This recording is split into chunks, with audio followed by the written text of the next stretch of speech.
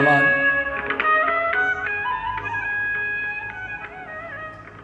ভক্তি অর্পণ করে কথা শুরু করতে যাচ্ছি আমার আলোচনা। আসলে আমার জন্য আজকের এই দিনটা খুব একটা বড় আবেগঘন দিন। আজকে এটা যেহেতু আপনাদের সাথে আমার আজকে প্রথম দেখা, যোগাযোগ, এটা সংযোগের মধ্য দিয়া এটা চলতে থাকবে, তখন আপনারা বুঝতে পারবেন, জানতে পারবেন যে কেন আমার জন্য খুব বড়ই এক আবেগের একটা দিন, খুব স্মরণীয় মুহূর্ত থাকবে আমার গোটা জীবনে আজকের দিনটা। এই চিকিৎসা পদ্ধতিটার উপরে আমি অজস্র সেমিনার, ট্রেনিং, কয়েকশত আমি প্রেজেন্টেশন, উপস্থাপনা দিয়েছি, ট্রেনিং করিয়েছি। কিন্তু আমার জীবনের এই সচিকিৎসা আকুপ্রেশার থেরাপি, যেটাকে আমি সচিকিৎসা ব্র্যান্ড হিসাবে সামনে নিয়ে এসেছি, বলতে পারেন নবায়ন করছি, এটা এই প্রথম আমি এই চিকিৎসা পদ্ধতিটার উৎস আমাদের সুপ্রাচীন ভারতের বৈদিক যে জ্ঞান ভাণ্ডার সমুদ্র, সেই সমুদ্র থেকে এই চিকিৎসা পদ্ধতিটার উৎপত্তি। যোগী মুনি ঋষি যারা, তারা এই চিকিৎসা পদ্ধতিটা মানুষের সামনে তুলে এনেছিলেন। আমি এই প্রথম বেদ প্রাণ, বৈদিক প্রাণ একদল মানুষের সামনে এই পদ্ধতিটা কথা বলতে সুযোগ পেয়েছি। যে জন্যই বললাম আমার জন্য খুব আবেগের দিন আজকে।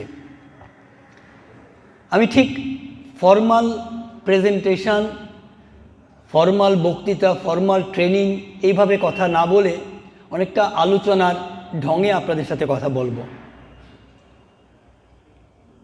আমার ধারণা আপনারা এই পদ্ধতির সম্পর্কে আপনাদের কিছু ধারণা অনেকের আছে। Acupuncture, acupressure, reflexology, zone therapy, এরকম বিভিন্ন নামে এই পদ্ধতিটা পরিচিত।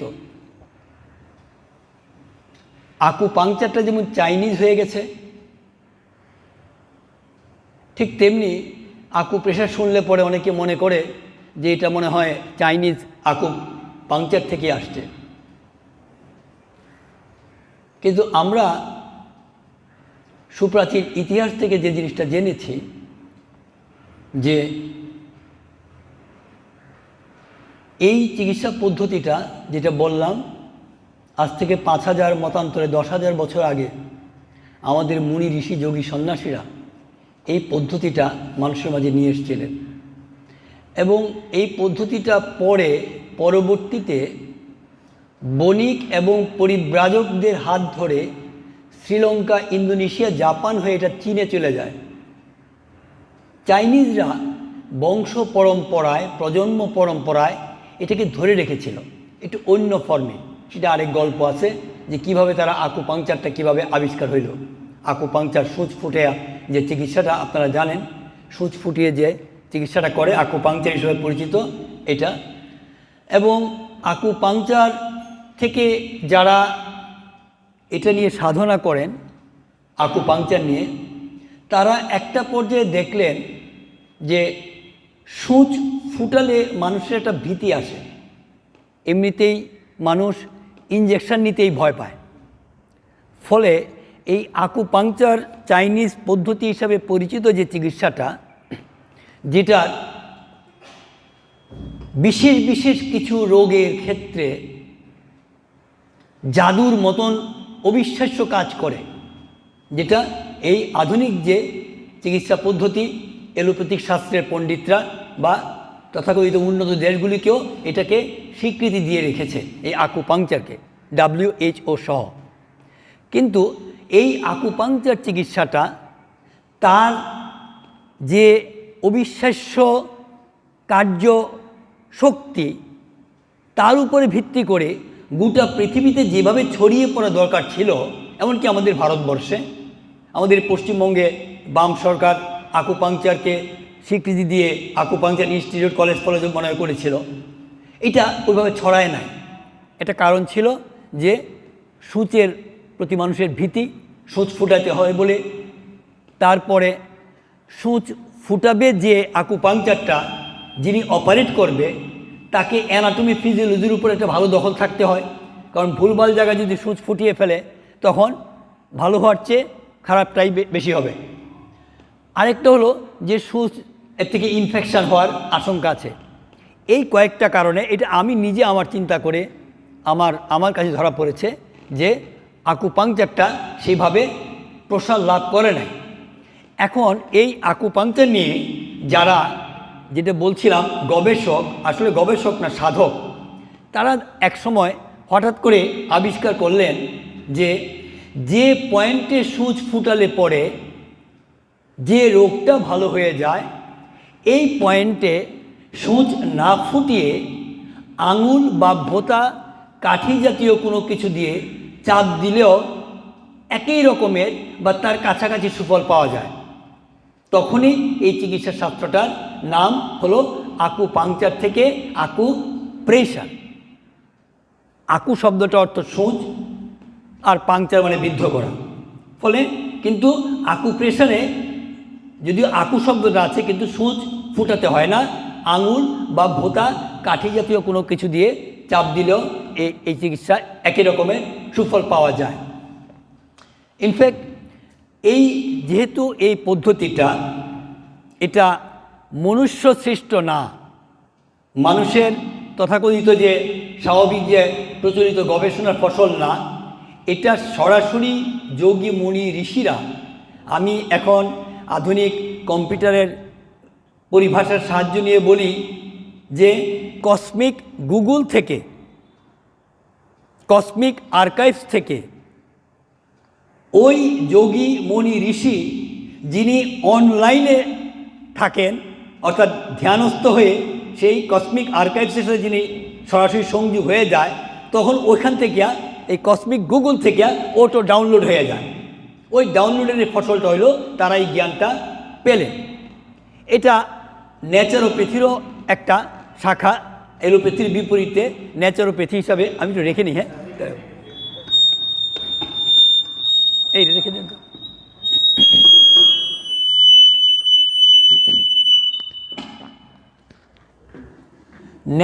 যদি শুনতে অসুবিধা হয় তো একটু কাছে ছিল। এটা ন্যাচারোপ্যাথি হিসাবেও এটা পরিচিত। এখন মূলত এটা কাজ করে যেভাবে, তার আগে একটা কথা বলে নিচ্ছি আমি বলি যে একটা ইলেকট্রনিক্স গুডস, বৈদ্যুতিন যে বিভিন্ন জিনিসপত্র আছে, টিভি, ফ্রিজ, এরকম আছে না অনেক মেশিনারিজ, অনেক আমাদের, এগুলির সাথে এই যে কোম্পানি এটাকে প্রোডাকশান করে তারা একটা ক্যাটালগ দেয়, তাই না?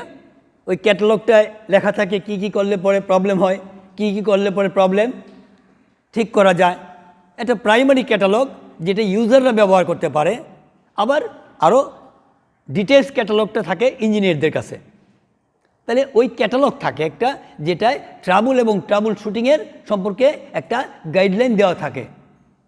তাহলে এই যে মানব দেহটা যে ব্রহ্মা সৃষ্টি করলেন, ভগবান দিলেন, যে মানব দেহটা, সেই মানব দেহ, যে দেহধারী মানুষটা, তার জ্ঞান দিয়া আজকে মঙ্গলে কি পাঠালো, ওর কি ফাংশন আপনারা দেখছেন। তার মানে এই সমস্ত বৈজ্ঞানিক জ্ঞান, বিজ্ঞান, আবিষ্কার সব তো মানুষ করছে, ভগবান নিজে এসে তো করছে না। তার মানে এইখানেই রয়ে গেছে, যেটাকে বলে যাহা আছে বিশ্ব ব্রহ্মাণ্ডে তাহা আছে এই দেহভাণ্ডে। তাহলে এই মানব দেহটা যিনি দিলেন, বানালেন, তিনি কি তার কোনো ক্যাটালগ রাখবেন না? কারণ আজ থেকে 300 বছর 400 বছর এই এলোপ্যাথিক শাস্ত্রের বয়স, এর চেয়ে বেশি না তো এই যে আধুনিক চিকিৎসা বিজ্ঞান। আর এই যে দেখা যায় ডায়াগনোসিস, বিভিন্ন রকমের রোগ নির্ণয়ের যে এগুলো বয়সে 50-60 বছর 70 বছর। তাহলে 500 বছর 1000 বছর 2000 বছর 10,000 বছর আগে মানুষ অসুস্থ হতো না, রোগ ভালো হতো না। এই ক্যাটালগটা হলো সেই ক্যাটালগটা, যে ক্যাটালগটা সরাসরি এটা একটা ডিভাইন ক্যাটালগ এই হিউম্যান বডির জন্য। যে আমাদের মানবদেহেই একটা ক্যাটালগ আছে, যে ক্যাটালগ ধরে আমরা রোগগ্রস্ত হইলে পরে রোগ হওয়ার আগেই, রোগটা রোগ হিসাবে আবির্ভূত হওয়ার আগেই আমরা বুঝতে পারি, ধরা পড়ে, কোনো ডায়াগনোস ল্যাবে যেতে হয় না। আবার রোগটা কোনো ঔষধ ছাড়াই, কোনো ডাক্তার, কোনো হাসপাতালের সাহায্য ছাড়াই রোগটাকে ভালো করা যায়। আরেকটা আছে, এই জন্যই বলছি এই পদ্ধতিটা যোগী, ঋষি, মুনি, সন্ন্যাসী যারা, তারা এটা নিয়ে এসেছিলেন। এখন এটার উপরে অনেকগুলি এটাকে বলে আপনারা দেখবেন, ওই যে দেখেন আমাদের মানবদেহের যে দুইটা যে মানুষের পুরো শরীর আছে, ওটা রেখা আছে না, এই দিকেরটা দেখবেন, এটাকে বলে, এই রেখাটা বরাবর, এটাকে ব্যাখ্যার জন্য বলে যে বায়ো ইলেকট্রিসিটি ফর্ম করে আমাদের গোটা বডিতে। এটা মেডিকেল সায়েন্সও বলে আমাদের শরীরে জৈব বিদ্যুৎ প্রবাহিত হচ্ছে। তো যেহেতু জৈব বিদ্যুৎ প্রবাহিত হচ্ছে, তাহলে তার একটা ওয়ারিং থাকতে হবে। আগে আমাদের এই ওয়ারিংগুলি ওপেন ছিল, এখন এটা হিডেন হয়ে গেছে। তো এটা একটা হিডেন ওয়ারিং আছে, দেখুন এই যে একটা ওয়ারিং, এবং এর পাশে যেহেতু ওয়ারিং আছে, ফলে আপনি যদি ইন্ডিয়ান রেলের সিস্টেমটাকে যদি মাথায় নেন, তাহলে ইন্ডিয়ান রেল যেমন বিভিন্ন জংশন এবং স্টেশন দ্বারা অপারেট করছে, অ্যাক্টিভেট করছে, ঠিক তেমনি এই ওয়ারিংয়ের উপরে অনেকগুলি বিন্দু আছে। আকুপাংচারে প্রায় 2000-এর উপরে বিন্দু এই গোটা দেহে আছে, যে বিন্দুগুলিকে আপনি যদি স্টেশন হিসাবে, এবং এই 2000-এর মধ্যে প্রায় 350-র মতন বিন্দু আছে যেগুলি জংশন, বড় বড় জংশনের মতন, মোস্ট ইম্পর্টেন্ট। ওই বিন্দুগুলিতেই সূচ ফুটায়, সূচ ফুটালে পরেই রোগ ভালো হয়। এখন দেখবেন আপনারা ওই বিন্দুটি আছে, যেহেতু এটা ডিভাইন, ফলে আমাদের মানব দেহে এই যে গোটা দেহব্যাপী যে বিন্দুগুলি রয়েছে, সুইচগুলি রয়েছে, যেগুলিকে ব্যবহার করে আকুপাংচারের রোগ ভালো করে, আর আকুপাংচারের পরিবর্তে আকুপ্রেশারের রোগ ভালো করে, যেহেতু আউট অফ ডিভাইন ডিজাইন, এটাকে আরও সিম্পলিফাইড ফর্মে নিয়ে আসা হয়েছে। আজকে যেমন আর টিভিতে গিয়ে হাত দিতে হয় না, রিমোটে করা হয়, তাই না? এরকম রিমোটে দরজা খুলে অনেক সিস্টেম হয়েছে না, মোর অ্যাডভান্স হয়ে যাচ্ছে না, কথা বললে পরে এখন অটো টাইপ হয়ে যাচ্ছে। ঠিক তেমনি এই ডিভাইন ডিজাইন অনুযায়ী এই মানুষের রোগ ভালো করার, রোগকে বোঝার সিস্টেমটা, সেটটা আমাদের এই করতল এবং পদতলে রয়ে গেছে, ফুট অ্যান্ড পাম্প। আপনারা যদি উপরে দেখেন, ওই যে যন্ত্রপাতি ছাড়াই রোগ নির্ণয়, দেখেন হাতের মধ্যে চোখ, এরকম বিভিন্ন অর্গান এবং গ্ল্যান্ডসগুলির ছবি আছে। অর্থাৎ যে পয়েন্টে চাপ দিলে পরে চোখের প্রবলেম সলভ হবে, ওই জায়গাটা, ওই পয়েন্টে চোখটা সেট করা আছে। আর ওইদিকে দেখেন, ওইদিকে ওষুধ ছাড়াই রোগ নির্ণয়, পায়েরটাও আছে। একই সেট, অবাক হয়ে যাবেন আপনারা যে আমাদের এই ঠোঁটের মধ্যে রয়ে গেছে ফুল সেট, আমাদের পুরো কানে রয়ে গেছে ফুল সেট। মানে আমার শরীরের ভিতরের বাইরের অঙ্গ প্রত্যঙ্গ, তার চেয়েও বড় কথা গ্রন্থিগুলি, গ্ল্যান্ডসগুলি, যেগুলি আমাদের গোটা বডিকে কন্ট্রোল করে, হরমোন সিক্রেশন করে, এইগুলির সাথে কানেক্টেড এই গোটা সেটটা আমার পুরো কানে রয়ে গেছে, ঠোঁটে রয়ে গেছে, এমনকি জিহ্বায় রয়ে গেছে। আমি যে পদ্ধতিটা আপনাদের সামনে তুলে ধরব, আমি এটা উদাহরণ দিতে বলি। যদি আপনি দিল্লি শহরটা যদি কারো যাওয়া থাকে, দিল্লি শহরটাতে চলার জন্য আমাদের এখন কলকাতাও তাই হচ্ছে যে মেট্রো আছে, ট্রেন আছে, বাস আছে, বাইক আছে, অটো আছে, কিন্তু এই সবগুলি ট্রান্সপোর্টেশনের মধ্যে কারো ব্যক্তিগত পাজেরও আছে, কার আছে, মেট্রোটা ইজিয়েস্ট। কারণ আপনি যদি নিজের পাজেরো দিয়েও যদি দিল্লি শহরে বা কলকাতা শহরে যেতে চান, তাহলে আপনাকে ট্রাফিক জ্যাম ফেস করতে হবে, কিন্তু মেট্রো কোনো ট্রাফিক জ্যাম ফেস করে না। ফলে মেট্রোর যে সিস্টেমটা, এটা ইজিয়েস্ট, সবচেয়ে সহজ। ঠিক তেমনি এই যেটা বলে বায়ো ইলেকট্রিসিটি বেসড যতগুলি ট্রিটমেন্ট আছে, আমাদের অনেকগুলি ট্রিটমেন্ট আছে বায়ো ইলেকট্রিসিটি বেসড। এই আকুপ্রেশার, এর মধ্যেও অনেক রকমের সুযোগ আকুপাংচার আছে, বিভিন্ন রকমের সেট আছে। এর মধ্যে আমার এই গত প্রায় 2 দশকের অভিজ্ঞতায় আমি দেখেছি সবচেয়ে সহজ হলো ফুট অ্যান্ড পাম্প বেসড, যেটার আরেক নাম রিফ্লেক্সোলজি, এটাকে জোন থেরাপিও বলে। এই ফুট অ্যান্ড পাম্প বেসড যে ট্রিটমেন্টটা, এটা হলো সবচেয়ে সহজ। দেখুন, যেটা বলছিলাম আপনাদেরকে যে আমরা ভারতীয়রা হারিয়ে ফেলেছিলাম আমাদের এই চিকিৎসা পদ্ধতিটা, কিন্তু আমরা একেবারেই হারাই নাই। ওই মরুভূমিতেও যেমন নদী পাওয়া যায়, নদীর ডাক পাওয়া যায়, রেখা পাওয়া যায়, ঠিক তেমনি আমরা হারিয়ে ফেলেছি।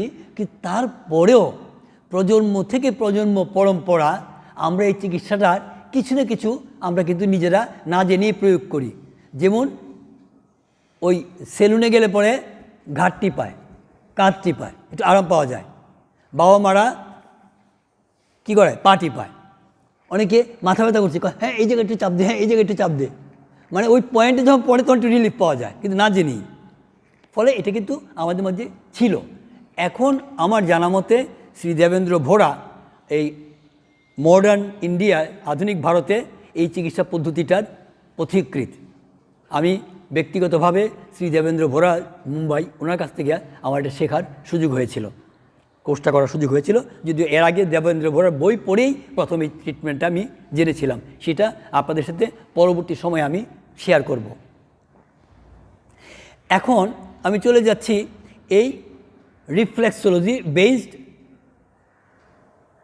ফুট অ্যান্ড পাম্প, করতল এবং পদতল ভিত্তিক এই চিকিৎসা সম্পর্কে সরাসরি কথা বলছি আপনাদের।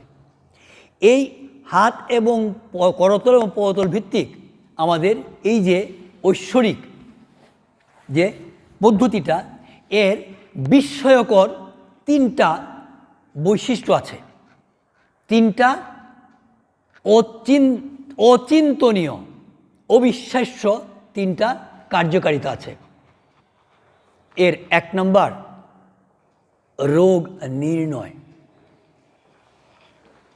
এর 1 নম্বরটা হলো রোগ নির্ণয়। আমরা রোগ নির্ণীত হয় কখন?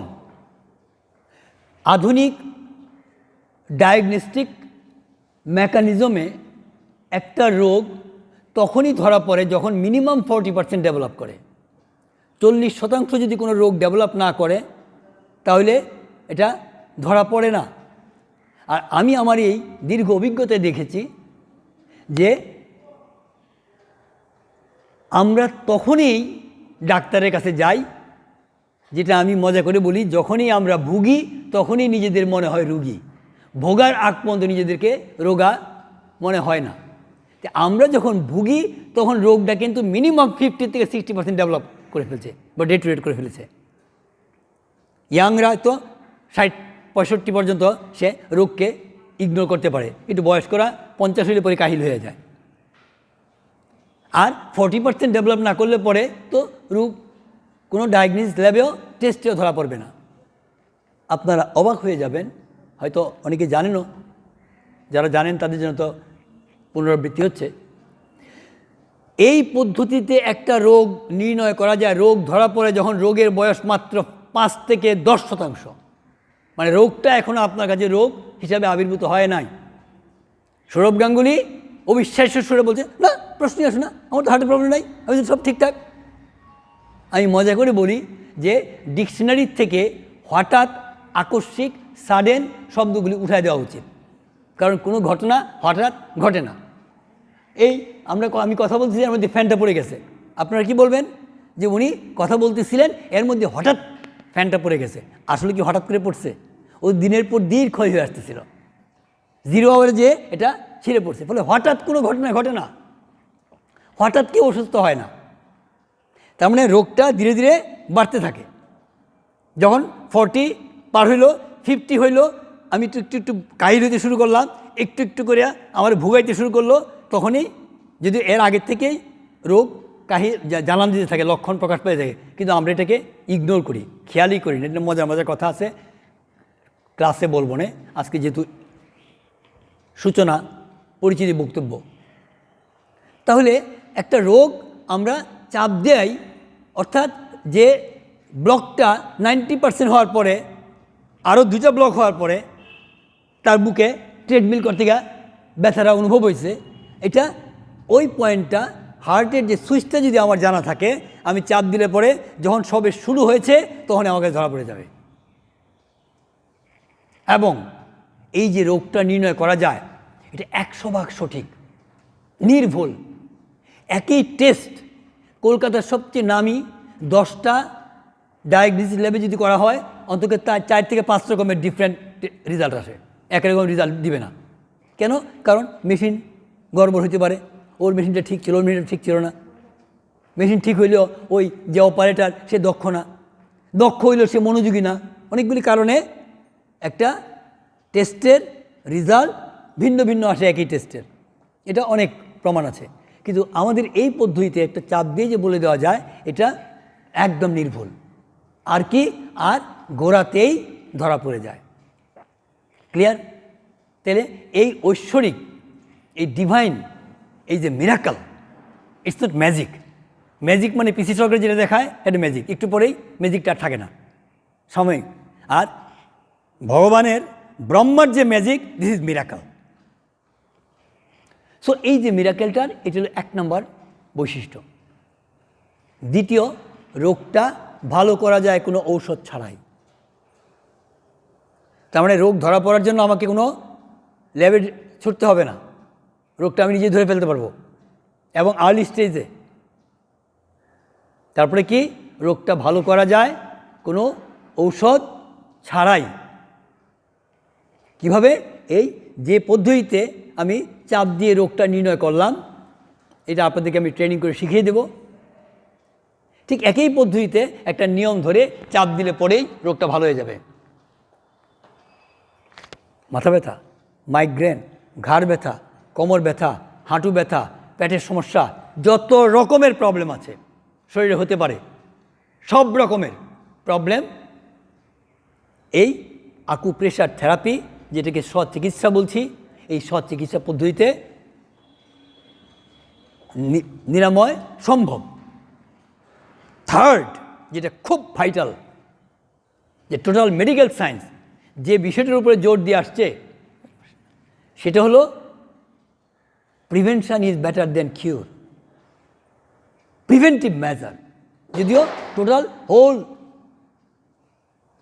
চিকিৎসার যত কর্মকাণ্ড, সমস্ত কর্মকাণ্ডের 99% মনোযোগী হইল কিউরেটিভ মেজারে, কি করলে ভালো হয়, কি করলে হবে না, ওইদিকে মন নাই। যদিও এখন করোনা এসিয়া বাধ্য হয়ে ওইদিকেই ঘাট ধরিয়া প্রিভেন্টিভ মেজারে যাচ্ছে। লকডাউন, মাস্ক, ভ্যাকসিনেশন, সব তো প্রিভেন্টিভ মেজার।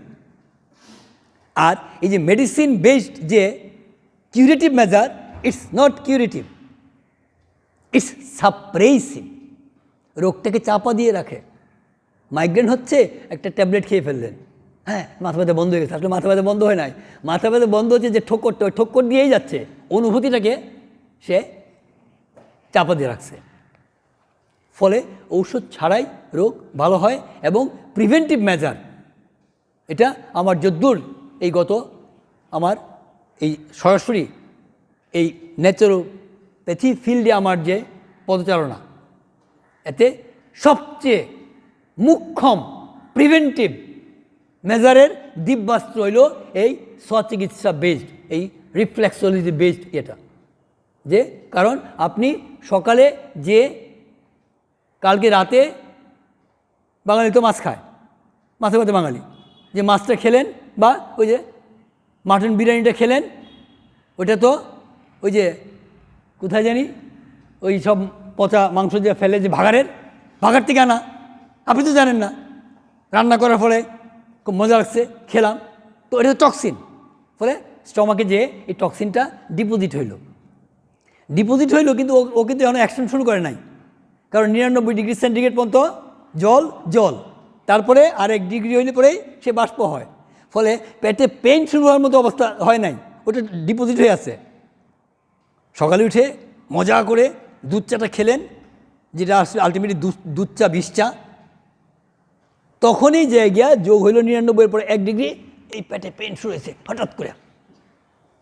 এখন আপনি রাতে শোয়ার সময় যদি ওই স্টমাকের যে সুইচটা ওখানে যদি চাপ দেন, পেন পাচ্ছি, তার সামথিং ইজ রং, ডাল মে কুছ কালা হ্যায়, তার মানে আমার কোনো একটা খাবারে টক্সিন ঢুকেছে, অথবা কোনো উল্টাপাল্টা খাবারের জন্য, খাবারের রং কম্বিনেশনের জন্য টক্সিন ফর্ম করেছে, এমন চাপ দিলে পরেই ওকে ঘাট ধরে বিদায় করে দিবে। সেটা কীভাবে, কেন বিদায় করে, কীভাবে বিদায় করে, এর বৈজ্ঞানিক ব্যাখ্যা কি আমরা নিয়মিত ট্রেনিং ক্লাসগুলিতে বলবো। ক্লিয়ার? তাহলে এই যে পদ্ধতিটা, যেটা মেট্রোর মতো সবচেয়ে সহজ, এর অনেকগুলি ন্যাচুরোপ্যাথি, বিশেষ করে বায়ো ইলেকট্রিসিটি বেসড যে চিকিৎসা পদ্ধতির অনেক রকমই পথ আছে, তার মধ্যে আমার এই দীর্ঘ অভিজ্ঞতায় এবং প্রায়োগিক অভিজ্ঞতায় আমি দেখেছি সবচেয়ে সহজ এবং নিজেই করা যায়, এটা হলো এই রিফ্লেক্সোলজি বেসড, যে জন্য আমি এটাকে সহজ চিকিৎসা বলছি, সহজ চিকিৎসা। তাহলে এটার এই 3টা উপকার পাওয়া যায়। কিন্তু প্রশ্ন হলো, চাপ দিলে পরে তো আমার পেটের ব্যথাটা ভালো হবে, আবার যে হবে, তার মানে রোগটা হচ্ছে যে কারণে, যে পাইপলাইন, ওই পাইপলাইন তো বন্ধ করতে হবে, একই সাথে রোগের মূল তো বন্ধ করতে হবে। তার মানে থেরাপিটা দিলে পরে রোগটা কিউর হতে থাকবে, কিন্তু একই সাথে রোগটা যে কারণে হয়ে আসতেছে, হয়ে চলছে, সেই কারণটাও ব্লক করতে হবে। ক্লিয়ার? এই কারণটা কি? এই কারণটা খুব গুরুত্বপূর্ণ। এলোপ্যাথিক শাস্ত্রের যত মহাপণ্ডিতরা আছে বিশ্বমানের, তারা এক যুগে ঐকমত্যের ভিত্তিতে তারা বলছে যে আজকের পৃথিবীতে life threatening disease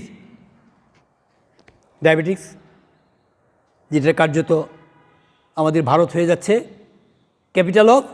world capital of diabetics.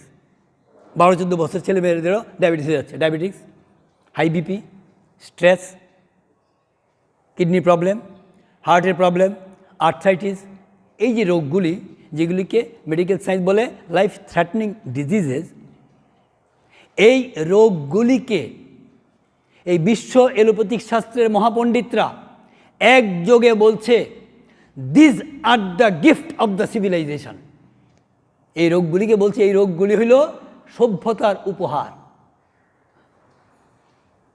এবং মোর স্পেসিফিক্যালি তারা এই রোগগুলি, যে কারণটা এই রোগগুলির জন্য রেসপন্সিবল, দায়ী, সেই কারণটাকে বলছে লাইফস্টাইল, জীবনযাত্রা, ওয়ে অফ লাইফ।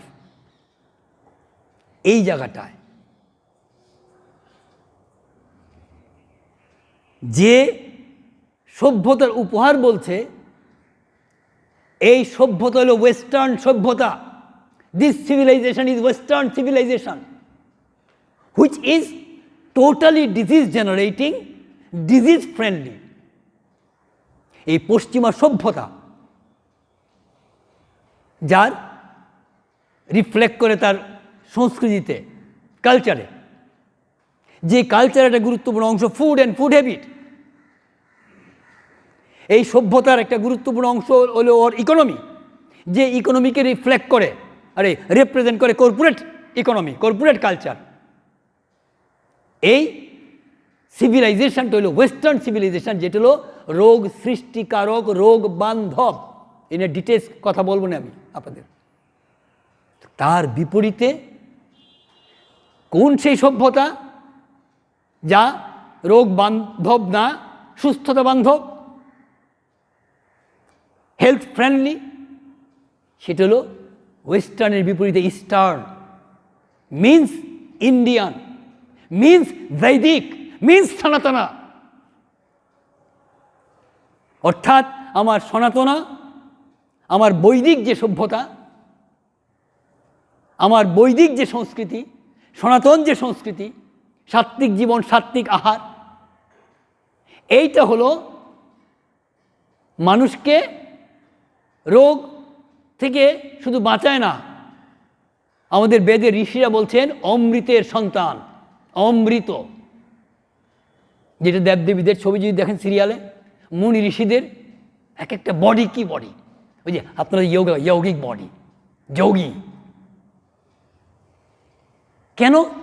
ওদের সভ্যতা এবং যে লাইফস্টাইলকে ওরা দায়ী করেছে, সেই লাইফস্টাইলটা western lifestyle, which is disease generating, disease friendly. আর এর বিপরীতে যে লাইফস্টাইলটা সুস্থতা সহায়ক, সুস্থতা নিশ্চায়ক, সেই জীবনযাত্রা হলো আমার সনাতন জীবনযাত্রা, আমার বৈদিক জীবনযাত্রা, যেটাতে আমরা এখন নাই। কারণ আমরা এখন, সরি টু সে, আমরা অনেক হিজড়া হয়ে গেছি। মানে আমরা আধা ওয়েস্টার্ন, আধা ইস্টার্ন, ইংলিশ। এই যে খিচুড়ি, এইটার ফলে কিন্তু আমরাও এখন বাস্তবতা হইল দেহে দেহে রোগ, ঘরে ঘরে রুগী।